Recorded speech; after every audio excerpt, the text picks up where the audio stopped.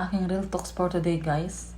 Siguro yung iba nawawalan na ng pag-asa, guys, sa pag-upload ng video kasi nga matagal dito kumita sa Reels. Ang isipin nyo lang, guys, is nag-enjoy tayo sa ginagawa natin, na masaya tayo sa nag-upload ng video.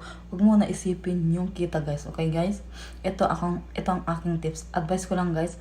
Huwag muna nating isipin yung kita. Isipin lang natin na nag-enjoy tayo sa pag-upload ng video, gumawa ng content. Malay mo, balang araw, pansin din tayo ni Meta, diba? Huwag tayong mamawalan ng pag-asa, huwag tayong susuko. Yan ay, huwag lang tayong talamarin, mag-upload tayo ng mag-upload ng video. Tapos, sa araw-araw na free ka, mag-upload ko ng video. Huwag mo natin isipin yung kita, guys, okay? Kapag inisip mo kasi yung kita, manghihina ka talaga at mawawalan ka ng pag-asa hanggang sa hindi ka na mag-upload. Hanggang sa mamula ang engagement mo at masayang lang yung mga effort mo na nakaraan.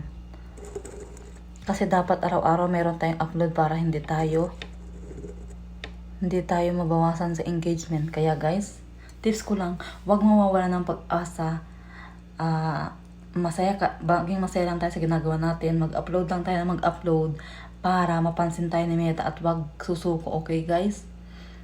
Sana may natutunan kayo sa aking video ito. Huwag mawawala ng pag-asa. Go, go, go. Fight, fight lang guys. More followers. Thank you guys.